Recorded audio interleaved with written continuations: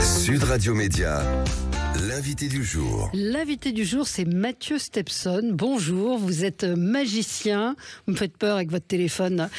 Vous êtes magicien. Vous avez gagné l'année dernière La France a un incroyable talent qui est diffusé sur M6. Et demain, eh bien, c'est le retour. C'est La France a un incroyable talent qui fête ses 20 ans. Bonjour. Bonjour Valérie. J'ai re-regardé le tour de l'année dernière. C'est incroyable. Je vous disais, c'est fou parce que c'est fascinant.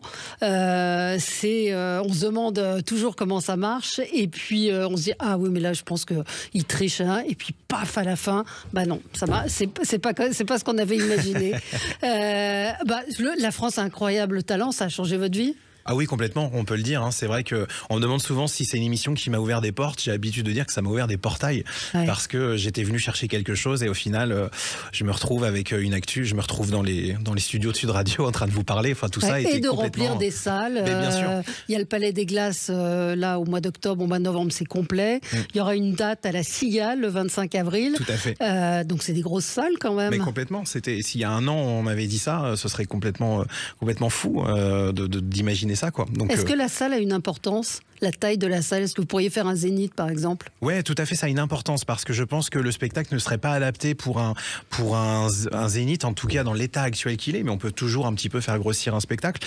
Mais moi j'adore l'interactivité avec les gens, et donc c'est vrai que j'aime plutôt les salles. Pour moi, ça n'a pas à voir avec la jauge, parce que je pense qu'il y a des salles de 400 places qui vont pas être adaptées et d'autres de 800 où ça va très bien se faire. Ça dépend de comment est faite l'architecture de la salle. Ouais. Mais voilà, après je sais que là sur la tournée, les salles les plus grandes qu'on fait, on est sur du 1200 places, ce qui est déjà très très bien. Et de la même façon, est-ce que faire des tours de magie à la télé où il y a une dizaine de caméras autour de vous qui peut choper vos gestes, etc., est-ce que vous mettez d'accord avec le réalisateur en disant tu me filmes pas ça, tu me filmes pas ce geste-là ? Ouais, ça peut. Alors en tout cas, moi je suis pour. C'est vrai que quand j'ai travaillé sur l'émission, il y avait des moments où je disais tenez, on peut faire ça, mais par contre il va y avoir quelques conditions techniques.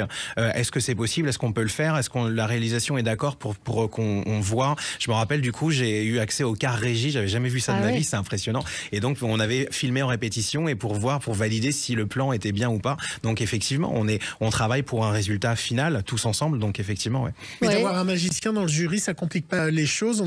Éric Antoine, évidemment, qui a aussi démarré grâce à un incroyable talent. Avoir un magicien dans le jury, avoir Éric Antoine en fait dans le jury, mais en fait, il a une telle bienveillance, ce monsieur, que voilà, il ressort à chaque fois le positif de ce qu'on fait. Mais évidemment, c'est un œil sur lequel j'étais très attentif, en tout cas sur ce qu'il me disait, parce que il sait comment les choses fonctionnent. Donc il va voir ça d'une manière différente, c'est se dire ah, j'ai apprécié parce qu'il a amené telle chose de telle façon, etc. Comment on devient magicien ? Il n'y a pas de recette. En vrai, c'est une passion de base, comme on est musicien, footballeur ou autre. Mais après, il n'y a pas de recette, c'est un parcours de vie, des rencontres. Mais la magie, on l'a évoqué un petit peu hors antenne tout à l'heure, a beaucoup évolué. Évidemment, on pense à Garcimore, aux souris. Bon, je remonte très loin. Mais les tours ont évolué. Donc j'imagine qu'il devait y avoir une transmission qui se faisait.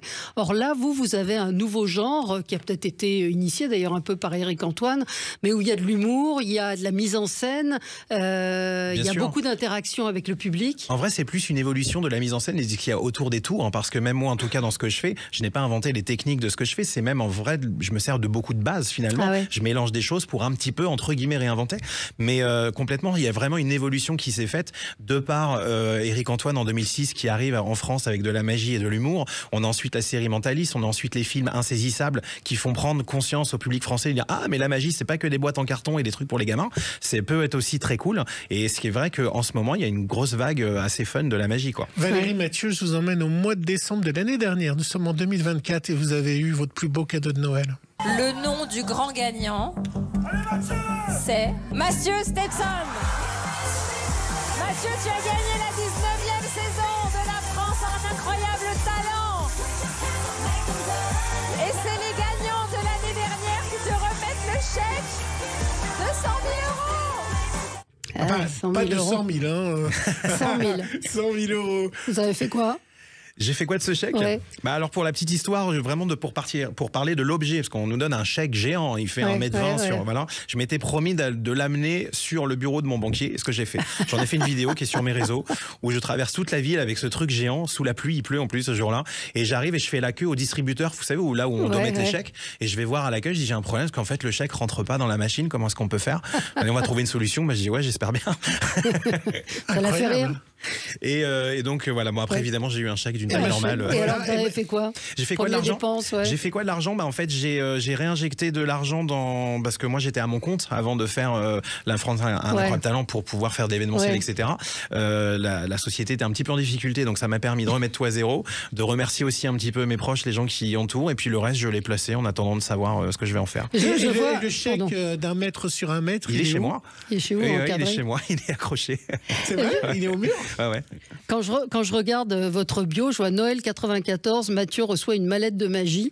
L'obsession commence, juin 96, première scène à l'école, donc c'est quand même... ça vient de loin. Hein. Complètement, c'est vrai. Après, toujours fan de magie, vous entrez en CFA pour une crêperie en Bretagne. Objectif, ouvrir une crêperie cabaret. Ouais, c'est vrai que c'était un discours que j'avais quand j'étais gamin, parce que j'étais fan de crêpes et de magie. Et donc, et vous l'avez pas fait, votre crêperie cabaret? Non, mais après, je sais pas, dans 10 ans, pourquoi pas m'installer, ouvrir ça, ce serait marrant. Par contre, une crêpe avec des œufs miroirs, vous savez me la faire? Exactement. Sans souci. Voilà. Je vous fais des crêpes comme personne. C'est vrai? S'il a fait si vous avez fait un contrat d'apprentissage, c'est sûr que vous devez savoir faire les crêpes. Et puis, vous avez tenté plusieurs fois, la France a un incroyable talent, en 2017. Tout à fait, 2017, c'est ma première partie. Je l'ai même en fait fait une fois en Belgique en 2012.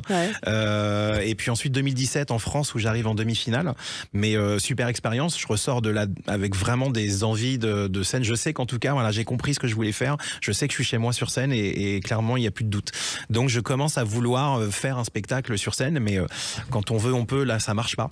Donc je commence à entamer ce projet, essayer de trouver une équipe, et ça devient très compliqué. C'est pour ça, d'où mon retour en 2024 pour essayer d'avoir des gens pour m'entourer pour ce projet. Aujourd'hui, sur Instagram ou sur les réseaux sociaux, il y a beaucoup de magiciens masqués ou pas qui révèlent les tours de magie ou qui montrent les tours de magie.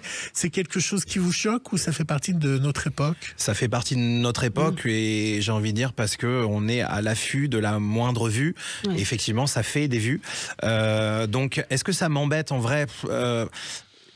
Pas réellement, je suis ok. En fait, je trouve pas ça génial parce que la magie est là pour faire rêver. C'est aussi bien quand on ne connaît pas les trucs. Mais après, il faut aussi être conscient qu'il y a des trucs. Il y a des gens qui pensent vraiment que j'ai des vrais pouvoirs, alors que pas du tout. Je suis illusionniste. Je donne l'impression que je me sers de la magie comme on va se servir des effets spéciaux au cinéma. Donc, ça peut aussi rappeler de dire que, ok, le truc c'est ça, mais c'est comme si tu regardes un jongleur, tu dis, ok, c'est simple, il lance les quilles et il les rattrape. Bah non, ça c'est le truc, c'est la technique. Maintenant, qu'est-ce qu'on va mettre autour, comment on va l'amener? Donc, si ça peut aussi faire prendre un peu conscience de dire, ah tiens, ce tour-là, je l'ai vu, Mathieu le fait, mais je l'ai vu, j'ai l'expliqué sur les réseaux. Mais en même temps, de la façon dont il l'a amené, il m'a emmené dans un univers. Moi, j'ai gagné ce que j'ai à faire. Parce qu'on essaye de savoir, mais on n'a pas forcément envie de savoir, parce que ça. Mais alors, on est loin de la femme coupée en deux, de ce genre de choses.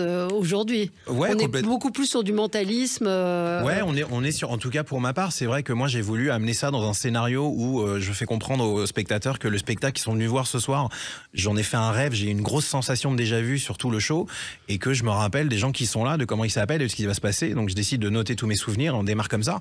Donc est-ce que vraiment mes souvenirs sont bons? Donc vraiment j'essaie d'apporter ça dans un scénario vraiment rempli de tout ça. Éric Antoine avait démarré des tours avec des animaux, il a décidé de ne plus mettre d'animaux dans ses tours, parce qu'il est devenu vegan et qu'il fait attention à la cause animale. C'est votre cas aussi, pas d'animaux dans vos tours? Alors moi, c'est pas réellement mon style de magie de toute façon de faire apparaître des animaux, mais ça peut arriver qu'il y en ait qui interviennent, mais du coup en vidéo et non pas en réel. Vous nous faites un petit tour?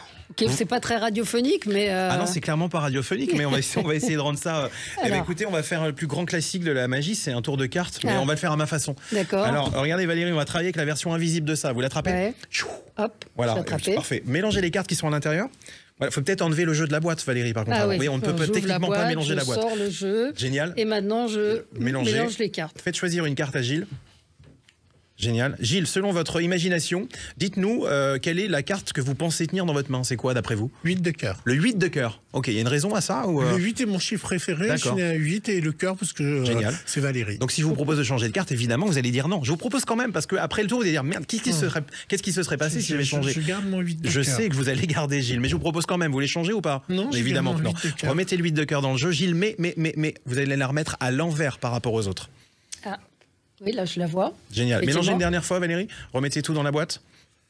Et puis vous me lancez tout quand c'est bon.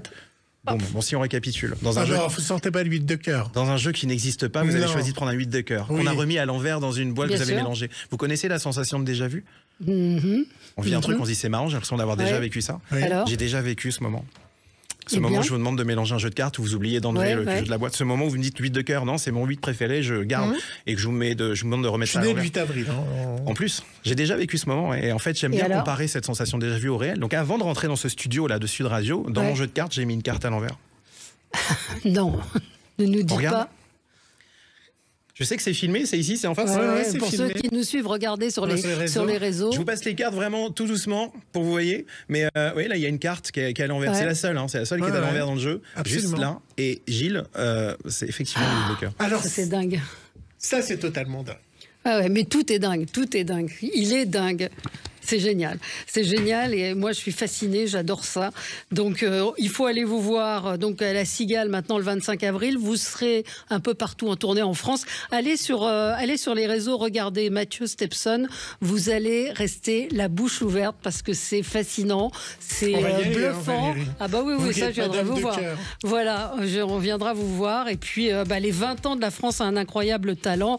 Vous étiez le grand gagnant l'année dernière. La saison 20 redémarre ce soir sur M6 à 21h05. Bon, c'est un carton à chaque fois et vous allez retrouver Éric Antoine, Marianne James, Hélène Ségara et Sugar. Avec des disciplines qu'on n'a jamais vues, ce qui est assez incroyable au bout de 20 ans. Vous pourrez voir ça. Il y a la bande-annonce, mais la bande-annonce elle est tellement visuelle que du coup ça ne vaut pas le coup de la passer en radio. Et Karine Le Marchand toujours à la présentation. Merci à vous Mathieu et on viendra vous voir. Mais merci à vous de votre accueil et j'en profite pour souhaiter une très très belle chance à tous les candidats de cette nouvelle saison. Très bien et puis jamais baisser les bras. C'est un peu ce qu'on peut retenir de votre parcours. Complètement. Merci à vous. Dans un instant, c'est Perico Légas qui sera avec vous.